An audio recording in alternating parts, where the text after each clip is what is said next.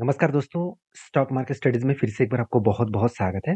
तो आज मैं आपके सामने फिर से एक नया आईपीओ के बारे में चर्चा करने के लिए आया हूँ और आज का जो आईपीओ है बहुत इंटरेस्टिंग होने वाला है क्योंकि जितने सारे आईपीओ के बारे में मैंने आपके साथ चर्चा किया हूँ, वो सारे आईपीओ में एक अच्छा खासा लिस्टिंग है देखने को मिला और पिछले दिनों में भी मतलब पिछले हफ्ते में भी एक आईपीओ लिस्टिंग हुआ था। वो भी शानदार तरीके से लिस्टिंग है देखने को नहीं मिला था, मगर लिस्टिंग होने के बाद एक शानदार तरीके से परफॉर्मेंस कंपनी दिखाया है। तो आज इस कंपनी के बारे में यहाँ पे चर्चा करने वाला हूँ। तो यहाँ पे कंपनी का नाम है जेजी केमिकल्स, जो केमिकल इंडस्ट्री से बिलोंग करते हैं। इस कंपनी के 2 ही प्रोडक्ट है और 2 ही प्रोडक्ट बहुत बेहतरीन है क्योंकि इसका प्रोडक्ट मार्केट में बहुत ज़्यादा डिमांडेबल है। मगर फिलहाल के लिए अभी केमिकल सेक्टर में बहुत ज़्यादा दिक्कत चल रहा है क्योंकि केमिकल सेक्टर में डाउन साइड ट्रेड देखने को मिल रहा है क्योंकि मार्केट में जो डिमांड है केमिकल प्रोडक्ट का, तो उसका डिमांड कम हो चुके हैं। अभी इसका डिमांड कितना है, कंपनी किस तरीके से काम कर रहा है, कंपनी का परफॉर्मेंस क्या है, फाइनेंशियल क्या है, सब कुछ मैं डिटेल्स में बताऊंगा। आईपीओ का डिटेल्स पूरा जानकारी यहाँ पे मिलेगा। तो वीडियो को पूरा लास्ट तक देखिए और अभी तक अपने चैनल को सब्सक्राइब नहीं किया तो जरूर कर लीजिएगा। तो मेनली कंपनी के जो प्रोडक्ट है वो 2 अलग-अलग प्रोडक्ट है। एक है जिंक ऑक्साइड और दूसरा है जिंक जो सल्फेट है। Zinc sulphate and zinc oxide कहाँ पे यूज़ किया जाता है वो सबसे पहले देख लीजिए। क्योंकि बहुत सारे लोगों को यही लग रहा होगा कि जिंक है तो एक मेटल है। तो ऑब्वियसली मेटल तो है, मगर मेटल को केमिकल के हिसाब से किस तरीके से यूज़ किया जाता है, कहाँ पे यूज़ किया जाता है, वो देख लीजिए। उसको दिखाने से पहले कंपनी के बारे में थोड़ा-सा चर्चा मैं कर लेता हूँ। देखिए, कंपनी के 3 अलग-अलग मैन्युफैक्चरिंग फैक्ट्रीज़ है और 300 से भी ज़्यादा इसका कस्टमर जो अप्रूवल्स है और 95% इसका जो मतलब सप्लायर्स है और कस्टमर्स है, वो बहुत प्रोटेक्टेड है। मतलब दो एक बार इस कंपनी के साथ जुड़ने के बाद वो इसको छोड़ के नहीं गया। तो इस तरीके से कमिटमेंट कंपनी कर रहा है और कंपनी का जो फिगर है, वो 60,000 मेट्रिक टन जिंक ऑक्साइड और जिंक जो मतलब सल्फेट है वो 10,000 मेट्रिक टन के पर एनम में कंपनी कैपेसिटी को ग्रोथ कर रहा है। तो कंपनी इसके ऊपर सिर्फ इंडिया में नहीं, कंपनी ऑस्ट्रेलिया में भी है, साथ ही साथ यूरोप कंट्री में भी है, साउथ और नॉर्थ अमेरिका में भी है, साथ ही साथ इंडिया में भी है और अफ्रीका में भी है। तो इस तरीके से अलग अलग जगह पे कंपनी का बिजनेस देखने को मिल गया। अभी चलो बाकी डिटेल्स देख लेते हैं कंपनी का प्रोडक्ट क्या है। सबसे पहले मैं बता चुका हूँ कंपनी का जो प्रोडक्ट है वो है जिंक ऑक्साइड। अभी जिंक ऑक्साइड यूज कहाँ पे किया जाता है वो देख लीजिए। देखिए, जिंक ऑक्साइड एक ऐसे प्रोडक्ट है जहाँ पे टायर मैन्युफैक्चरिंग में, मतलब रबर मैन्युफैक्चरिंग में, पेंट मैन्युफैक्चरिंग में, पेंट बनाने के लिए भी केमिकल का जो यूज किया जाता है, जहाँ पे जिंक ऑक्साइड यूज किया जाता है। उसके साथ साथ जो कॉस्मेटिक्स है, हम लोग जो कॉस्मेटिक यूज करते हैं, देखिए मैं तो कॉस्मेटिक्स यूज नहीं करता, जो महिलाएं हैं बहुत सारे मतलब मेल फीमेल दोनों कैटेगरीज ही कॉस्मेटिक्स को यूज करते हैं। तो कॉस्मेटिक्स जो यूज किया जाता है तो उसको भी जिंक ऑक्साइड के माध्यम से बनाए जाते हैं। और देखा जाए तो आप जो जो क्रीमिंग्स है, मतलब जो शेप्स बनाया जाता है, जितने सारे पॉट्स बनाए जाते हैं, तो उसके ऊपर भी केमिकल्स को जो जरूरत होता है वो भी जिंक केमिकल का। एग्रीकल्चर जो एनिमल्स है, एग्रीकल्चर एंड एनिमल्स जो फीड्स है, उसके लिए भी जिंक का यूज किया जाता है, जिंक ऑक्साइड का। और स्पेशलिटी केमिकल्स के ऊपर भी जिंक ऑक्साइड का यूज किया जाता है और फार्मास्यूटिकल इंडस्ट्रीज के ऊपर भी जिंक ऑक्साइड का यूज किया जाता है। तो बेसिकली देखा जाए तो कंपनी का जो प्रोडक्ट का जो डिमांड है वो ऑब्वियसली हर इंडस्ट्रीज के ऊपर है, हर अलग अलग कैटेगरीज के ऊपर है। तो एक बेस्ट तरीके से बिजनेस मॉडल्स देखने को मिले। अभी जिंक ऑक्साइड के ऊपर मैं बात तो कर चुका हूँ, अभी आपको दिखा देता हूँ कंपनी का नेक्स्ट जो प्रोडक्ट है वो है जिंक जो सल्फेट है। जिंक सल्फेट ज़्यादा से ज़्यादा यूज किया जाता है क्रॉप प्रोटेक्शन के लिए और साथ ही साथ आप बोल सकते हैं एग्रीकल्चर के ऊपर ज़्यादा से ज़्यादा यूज किया जाता है। तो इसका भी डिमांड बहुत ज़्यादा है क्योंकि देखिए, जो लक्ष्मी ब्रांड जिंक सल्फेट जो प्रोडक्ट है इसका फेमस प्रोडक्ट है और साथ ही साथ अलग अलग प्रोडक्ट जो है इसका पैकेजिंग कितना बोरिंग्स बोरी में होते हैं, सब कुछ यहाँ पे डिटेल्स में दिया गया है। तो इसको आप देख सकते हैं यहाँ पे जाकर। अभी चलो देख लेते हैं कंपनी के एक बेसिक इन्फॉर्मेशन तो मिल चुका है कंपनी के प्रोडक्ट के बारे में। अभी बाकी क्या डेटा है वो आपके साथ शेयर कर लेता हूँ। सबसे पहले कंपनी के एक बार बिजनेस के बारे में चर्चा कर लेता हूँ। देखिए, about G J chemicals limited के बारे में बात करूँ, 1975 में स्टार्ट हुआ। तो ऑलमोस्ट आप बोल सकते हैं कि कंपनी 50 साल हो चुके हैं, 50 साल के आसपास हो चुके हैं। तो कंपनी का पुराना कंपनी है। The company product more than 80 grades of the zinc oxide. तो एक पॉसिबिलिटी, मतलब पॉजिटिव यहाँ पे थिंकिंग देखने को मिला साथ ही साथ कंपनी के जो प्रोडक्ट है मैं पहले ही बोल चुका हूँ। कंपनी के जो प्रोडक्ट है वो कहाँ-कहाँ पे यूज़ किया जाता है आप देख सकते हैं। क्रीमीज़ के ऊपर, पेंट्स के ऊपर, कोटिंग्स के ऊपर, फार्मास्यूटिकल्स के ऊपर, साथ ही साथ कॉस्मेटिक्स के ऊपर, इलेक्ट्रॉनिक्स, बैटरीज़ बनाने में भी कंपनी का केमिकल यूज़ किया जाता है।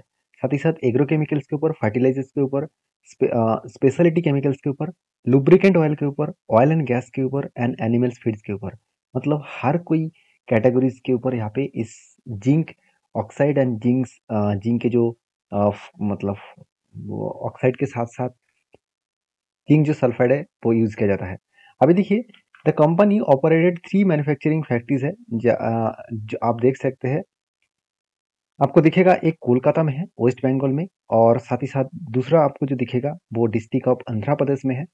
तो अलग-अलग जगह पे कंपनी का मैन्युफैक्चरिंग फैक्ट्रीज़ है और 2 फैक्ट्रीज़ ऑब्वियसली कोलकाता में है और बाकी 1 फैक्ट्रीज़ आंध्र प्रदेश में है। तो कंपनी जिस तरीके से बिज़नेस को फैला के रखे है, वो धीरे-धीरे करके ग्रोथ करने के लिए और भी कोशिश कर रहे हैं। तो देखिए द कंपनी हैज़ जो serve need more than 200 local and 50 international customer है इसके पास। तो 10 जो कंट्रीज़ है, 10 कंट्रीज़ को कंपनी प्रोडक्ट को सेल करते हैं। 10 कंट्री में टोटल 50 से अलग-अलग इंटरनेशनल क्लाइंट्स है इसके पास। तो एक अच्छी बात है। ऑब्वियसली इंटरनेशनल क्लाइंट्स को वो मतलब माल बेच रहा है और साथ ही साथ डोमेस्टिकली भी माल बेच रहा है। तो बिज़नेस को एक अलग लेवल में खड़ा करने का दम भी रखते हैं कंपनी। तो बाकी देखिए सिर्फ यही चीज़ देखकर फ़ायदा नहीं होगा, कंपनी का फाइनेंशियल डिटेल्स भी देखना पड़ेगा। तो चलो देख लेते हैं फाइनेंशियल डिटेल्स क्या बता रहा है। देखिए चलो डायरेक्टली मैं फाइनेंशियल डिटेल्स के ऊपर आ चुका हूँ। देखिए कंपनी का जो एसेट है, 2021 में कंपनी का टोटल एसेट था 209 करोड़। वो बढ़ के 2022 में हो चुके 265 करोड़ के आसपास और 2023 में दो करीबन 297 करोड़ के आसपास। तो हर साल में कंपनी का एसेट जो है वो बढ़ता हुआ देखने को मिले। अभी देखिए एंड ऑफ दिसंबर में इस तरीके से डेटा देखने को मिला है। तो इस डेटा को मैं छोड़ ही देता हूँ। मैं लास्ट 3 साल के मैं डेटा आपको दिखा रहा हूँ। देखिए टोटल जो रेवेन्यूज़ है, रेवेन्यूज़ में भी ग्रोथ हुआ, बहुत शानदार ग्रोथ हुआ। 440 करोड़ से 600 करोड़, उसके बाद करीबन 800 करोड़ के आसपास। तो अलग लेवल का सेल्स का ग्रोथ हुआ, रेवेन्यू का ग्रोथ हुआ। तो प्रॉफिट आफ्टर टैक्सेस जो 28 करोड़ था, उसके बाद 43 करोड़ बना, उसके बाद 56 करोड़ बना। मतलब यहाँ पे भी कोई कमियां नहीं है। देखिए केमिकल सेक्टर का हालत आज खराब है, फिर भी इस कंपनी बहुत शानदार तरीके से प्रॉफिट जनरेट कर रहा है। तो कंपनी के जो रिजर्व एंड सरप्लस है वो भी बढ़ता हुआ देखने को मिला। 107 करोड़ से 150 करोड़, अभी 175 करोड़ के आसपास बन चुके हैं। तो सब कुछ तो ठीक ठाक ही है। अभी देखिए आरओई रिटर्न ऑफ इक्विटी 8% है, आरओसी कंपनी का 11% है। जो एक्चुअली 15% के ऊपर होता तो एक अच्छा माना जाता। तो कोई बात नहीं, कंपनी स्ट्रगल कंपनी है। अभी इसका पी रेशियो जो है वो ठीक ठाक लेवल में है, बेस्ट तरीके से पी रेशियो देखने को मिला।